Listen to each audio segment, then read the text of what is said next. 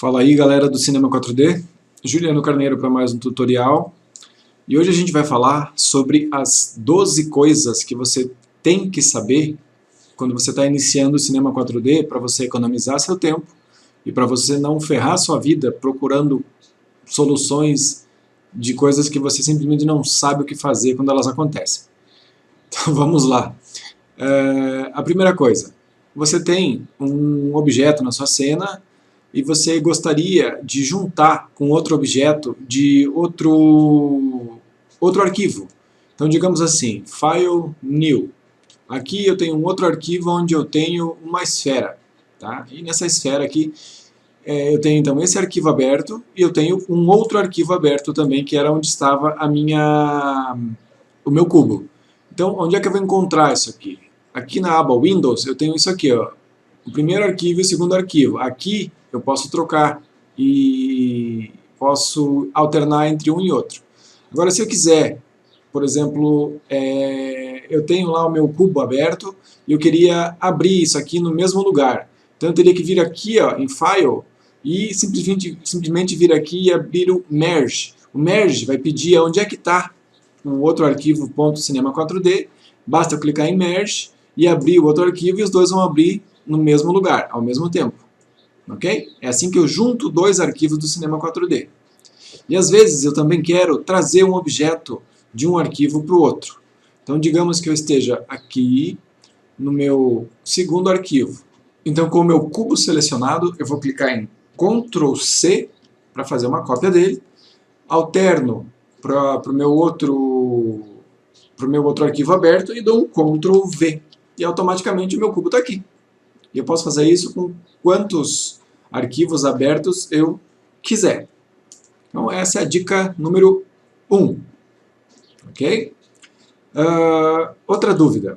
Normalmente quando você cria um material de vidro, às vezes acontece de você tentar renderizar e fica tudo preto naquele material. O que acontece? Isso significa que você está usando o Ambient Occlusion.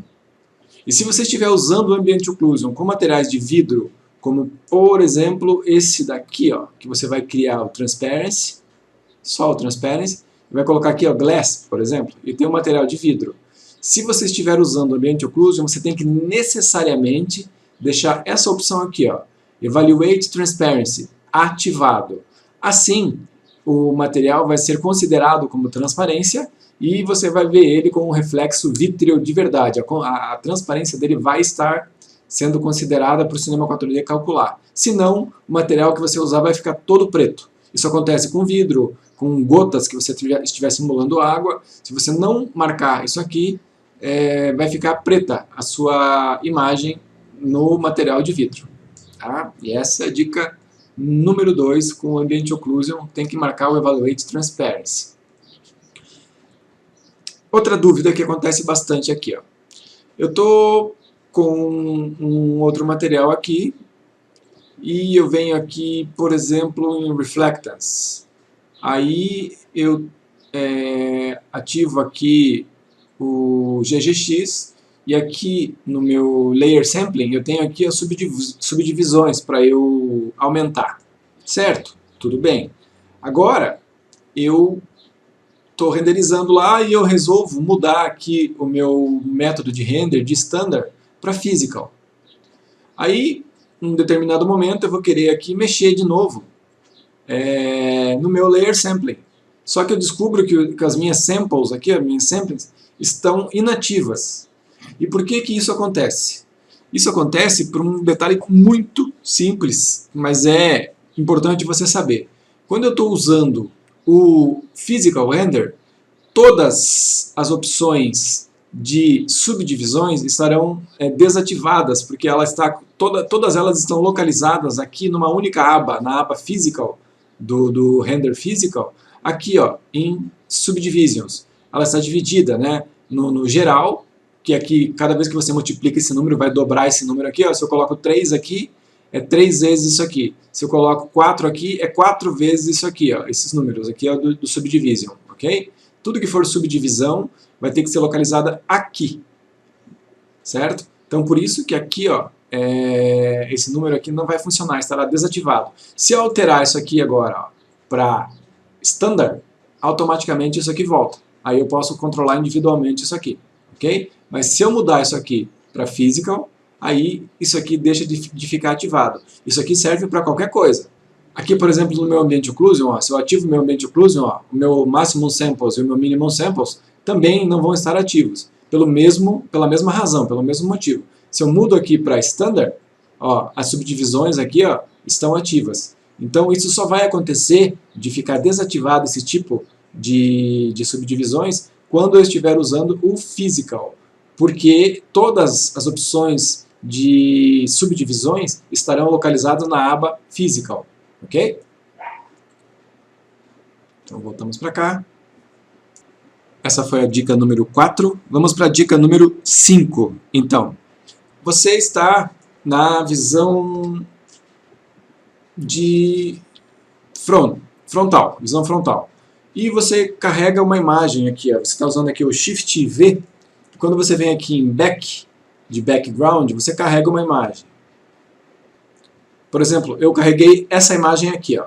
Caso essa imagem aqui, ó, esteja com um fundo amarelo e o Transparency aqui, ó, não estiver, você não conseguiu usar o Transparency, isso significa que você está com um problema na sua placa de vídeo. Ou ela não está sendo detectada pelo Cinema 4D, ou você não tem uma placa de vídeo. Você pode descobrir isso vindo aqui em Edit, Preferences, OpenGL. E se essa opção aqui, ó, OpenGL, não estiver ativável aqui, ó, certo? Ela estiver toda cinza, significa que você ou não tem placa de vídeo, ou ela não está sendo detectada pelo Cinema 4D. Isso significa que você tem que, provavelmente, atualizar seus drives, ou comprar uma placa de vídeo, certo? E você vai perder um monte de detalhes aqui que você não vai conseguir usar. Por exemplo, aqui na aba de Options, você não vai conseguir ver o Level of Detail, você não vai conseguir ver Shadows, Noise, um monte de opções aqui não vão estar ativáveis, porque você não vai conseguir usar pela falta do OpenGL aqui, ok? Então essa é a nossa dica número 5. Tá. E para você limpar isso aqui, eu já vou aproveitar, você pode só limpar isso aqui, dar um delete e clicar fora, que a sua imagem desaparece. Então, voltando aqui para o F1, que é a nossa visão de frente aqui, vamos para a nossa dica número 6. Então você está lá com o seu cubo e você está lá trabalhando, de repente você faz alguma coisa e está desse jeito. Pronto. Cadê os meus eixos? O que eu faço com isso? Desaparecendo os meus eixos aqui, ó. Provavelmente, sem querer, você clicou em Alt e D. Alt e D faz com que o eixo suma. Mas, se você não sabe o que aconteceu e você não sabe do atalho Alt e D, você procura aqui na aba Filter. E aqui você pode ver que o meu Axis está desativado. Então, quando eu ativar com Alt e D, ó, ele voltou aqui. E no meu Filter ele vai estar ativo aqui. Ó. Se eu clicar, acontece a mesma coisa. Certo? Ó, ativo, ele volta. Então, tudo que desaparecer, você deve procurar aqui na aba Filter. Tá? Se você tem lá uma luz e ela está aqui, ok? Aí de repente ela some daqui por alguma coisa que você não, algum motivo que você não descubra, veja se ela não está aqui, ó, no seu filter, procura light e ó, ela sumiu ali, ó, entendeu? Você não tá vendo ela, o efeito dela continua presente, mas você não consegue enxergar ela. Então procure aqui na aba filter. Aí devolva light aqui e ela volta. Tá? A aba filter também é interessante porque você pode, por exemplo, aqui, ó, tirar o grid e ela não fica mais te atrapalhando. Você pode também tirar o horizonte, que é a linha do horizonte. Tudo que desaparecer da sua área de trabalho, o HUD. O HUD são as informações que ficam aqui. Ó. Então você pode tirar aqui. Ó, tá? Some tudo que está escrito ao redor. Tá? Isso aqui que você está vendo aqui é um programa à parte que eu uso para fazer aparecer tudo que eu clico. Então não faz parte do Cinema 4D. Mas então desconfie, toda vez que desaparecer alguma coisa, você procura na aba Filter, para ver se ela não está presente. Ok? Essa é a nossa dica número 6. Vamos então para a nossa dica número 7. Deixa eu tirar essa luz daqui. Nós estamos aqui e você está usando lá o Alt para movimentar, certo?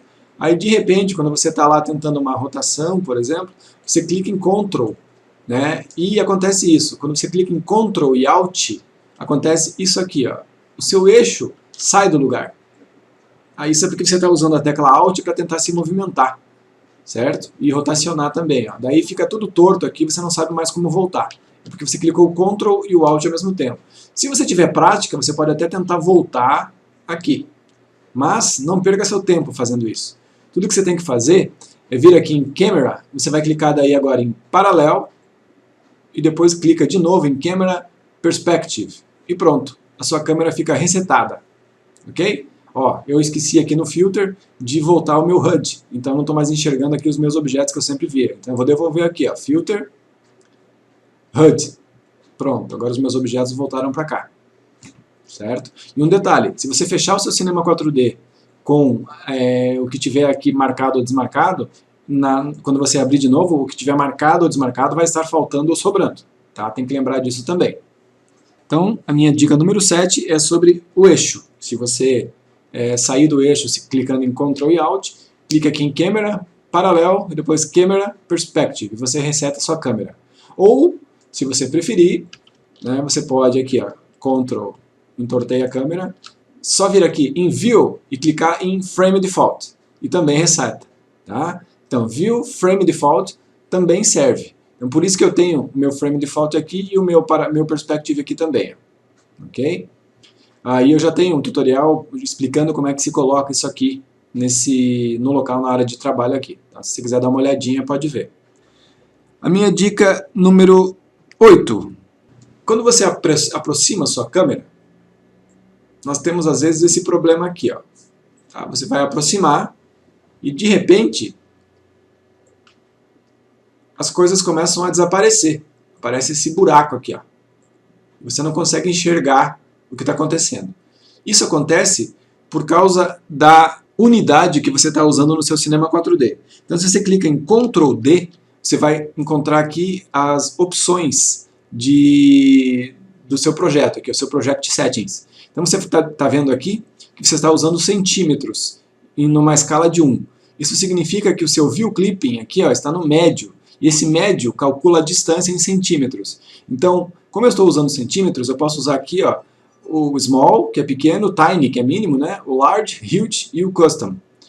Large é grande, Huge é enorme e Custom é você que escolhe. Se eu colocar em Tiny, aqui, ó, significa que é pequeno, mínimo. Então, se eu aproximar, eu vou conseguir aproximar bastante agora aqui. Para ele desaparecer, eu tenho que estar quase encostado. Certo? Então, eu vou conseguir observar as coisas bem de perto, usando o Tiny. Tá? Mas isso tem um preço. Se eu distancio a câmera, aí desaparece. Mas é por causa da distância. Então, se eu quiser aproximar bastante detalhes, eu clico em Ctrl D, venho aqui em Project Settings, e aqui no View Clipping eu mudo para Tiny. Certo? E o default vem em Medium. Né? Se eu aproximar, eu vou ter um problema aqui para enxergar isso aqui. Então, essa é a nossa dica número 8. Outro detalhe, reflexos de metais. Se você estiver usando a versão número 17, por exemplo, do Cinema 4D, ó, aqui eu tenho um metal. Ó, aqui eu vejo esses reflexos acontecendo. Tá? Isso aqui é por causa do R18, que ele mostra aqui na área de trabalho alguns reflexos. Mas, deixa eu só ver aqui, vou tirar aqui o Ambient Occlusion, vou devolver para Standard. Então, se eu renderizar isso aqui, ó, tá tudo preto. Por quê? Porque o meu metal precisa de alguma coisa para refletir. Então, se eu colocar um sky aqui, ó, agora se eu refletir, ó, o que acontece? O meu reflexo aqui é metálico, então tudo cinza refletindo num espelho todo cinza, eu vou ver tudo cinza também. Então eu precisaria de uma imagem aqui para refletir alguma coisa. Deixa eu tentar aqui com uma luz, vou colocar essa luz aqui na frente. Vamos ver o que acontece se eu tentar refletir essa luz aqui. Ó. Quando eu renderizo, eu não enxergo nada. Então, para eu resolver esse problema aqui, ó, eu teria que colocar uma imagem, né, no meu Sky aqui, uma imagem HDR. Ou, por exemplo, um Physical Sky. Então vamos dizer que eu carregue aqui, vamos aqui no meu Content Browser, vou aqui na lupa e vou escrever aqui HDR. Opa! HDR. E aqui eu vou ter várias imagens HDR cedidas pelo próprio Cinema 4D. Então eu vou clicar aqui, vou pegar essa daqui e vou arrastar para cá. Agora eu tenho uma imagem HDR que eu vou colocar aqui no meu Sky. Agora, como eu tenho uma imagem para refletir, quando eu renderizo, aí sim eu vejo uma imagem sendo refletida aqui. Isso acontece justamente porque eu preciso ter alguma coisa para refletir no meu metal. Senão não é possível, eu não vou conseguir verificar nada de reflexo. Se eu vier aqui nele e aqui tiro a cor e deixo só o metal, eu tenho o meu reflexo. Eu posso vir aqui no meu Reflectance e diminuir a quantidade de reflexo global aqui, para eu ter essa diferença de escurecimento aqui. Quanto menos eu colocar aqui de brilho e de reflexo, menos reflexo eu vou ter no meu metal. Mas eu preciso ter um meio físico de reflexo para conseguir enxergar alguma coisa. Se você coloca o seu espelho num quarto escuro, o seu espelho não vai refletir nada além do escuro. Aqui é o mesmo princípio. Você tem que ter alguma coisa para refletir na frente do seu metal, ou ele vai refletir o ambiente que tiver ao redor. Por isso que você precisa de um reflexo para conseguir, precisa de alguma coisa para refletir, para o seu reflexo ter o que refletir. Ok? Então não é que fica tudo preto quando você coloca um material na frente dos seus materiais reflexivos. É porque ele tem que ter alguma coisa na frente dele para poder ter um reflexo. Essa é a nossa dica número 9. Vamos para a nossa dica número 10. Então deixa eu deletar tudo isso aqui. Vamos voltar para cá. Deixa eu deletar esses materiais que eu não preciso. Vamos criar aqui então um cubo. Nesse cubo aqui, eu vou colocar um Subdivision Surface. E vou colocar o meu cubo dentro dele. Então, o que o Subdivision Surface faz? Ele faz com que as superfícies de um objeto que eu esteja usando, colocando o meu objeto como filho dele, fiquem arredondadas. Se eu torno esse objeto aqui, nesse caso, o cubo editável, e coloco aqui no modo de linhas, eu vou observar essas linhas aqui fora. E tem muita confusão em relação a como é que o Subdivision Surface trabalha em relação ao objeto. Daí, se eu clico aqui nessa linha e eu puxo para cá, eu movimento isso aqui dessa forma. Ok? Só que, às vezes acontece de as pessoas estarem com isso aqui dessa forma aqui. Aqui, SDS Mesh. Desse jeito. Não consegue enxergar o meu objeto mesmo com o Subdivision Surface ativo. Isso é porque, justamente, você está aqui no Filter com o SDS Mesh desativado. SDS Mesh significa SDS, Subdivision Surface. Subdivision Surface. Mesh é malha. Então você vai estar enxergando a malha que o Subdivision Surface está criando. Então ela tem que estar marcada. Ok? Uma outra forma de eu enxergar isso aqui é aqui, em Options e Isoline Editing. Nesse caso, eu estou usando as linhas do Subdivision Surface para fazer as modificações. Ok? Então, mesmo que eu tente clicar na linha aqui, do meu cubo, aqui, eu não vou conseguir. Tá? Porque eu estou usando o Isoline Editing. Aqui. Então, eu tenho que trabalhar com as linhas lá de dentro. Mas isso aqui é o Options, Isoline Editing. Alt mais A. Então, se eu clico em Alt e A, eu trabalho com as linhas de fora. Tá? E se eu clico em Alt e A de novo, eu tenho que trabalhar com as linhas de dentro, já no meu Subdivision Surface. Só que tem um detalhe.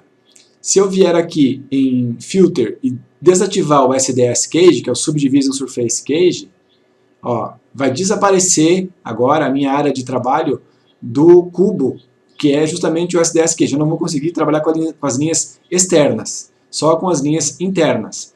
Para isso aqui funcionar, para voltar isso aqui, mesmo que eu esteja com o filter aqui desativado no SDS Cage, eu tenho que desativar aqui a opção Isoline Editing. Aí o meu SDS Cage volta automaticamente. ok? Então, para não ter confusão, mesmo que eu desative o SDS Cage, ele está desativado aqui, ó, ele vai continuar aparecendo. O SDS Cage só desaparece se eu ativar o Isoline Editing, ok? Daí eu trabalho com o Subdivision Surface mais direto na malha já com o efeito do Subdivision Surface. Se eu quiser trabalhar com o SDS Cage, eu tenho que ativar ele aqui nas opções. E se eu quiser trabalhar com essas linhas de fora do meu SDS Cage, que é a forma original, eu tenho que desativar aqui o Isoline Editing. Aí eu trabalho só com as linhas de fora. Caso contrário, se eu estiver com o Isoline Editing ativado, eu vou ter que trabalhar só com as linhas de dentro, porque se eu tentar clicar nas linhas de fora aqui não vai funcionar. Eu tenho que clicar nas linhas de dentro. Então, a forma que eu trabalho, que eu prefiro trabalhar, é com o Isoline Editing desativado, para trabalhar com menos polígonos diretamente na mesh. Mas eu posso ter a opção de trabalhar diretamente com ela com o Isoline Editing funcionando. E essa é a nossa número 10. Vamos para a nossa dica número 11. A nossa dica número 11, ela é legal, ela é útil. Você tem aqui um cubo. Esse cubo está editável. Então, nesse cubo editável, às vezes eu tenho assim linhas selecionadas, todas elas. E eu pensei assim, puxa vida, eu quero, bem que eu podia poder usar os pontos dessa linha aqui que estão todos, porque às vezes eu não tenho só 4 pontos, né? Às vezes eu tenho milhares de pontos aqui. Tudo que você precisa fazer para que essa seleção aqui se transforme em pontos é segurar o Ctrl e clicar aqui nos pontos. Automaticamente os pontos vão aparecer. É óbvio que nós temos que usar a lógica, né?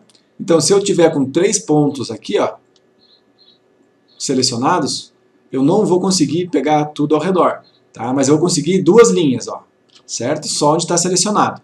Então, se eu tiver selecionado uma face aqui, ó, e se clicar nas linhas, eu vou conseguir as linhas com o Ctrl, né? Então, eu seguro o Ctrl e clico em pontos, eu consigo os 4 pontos.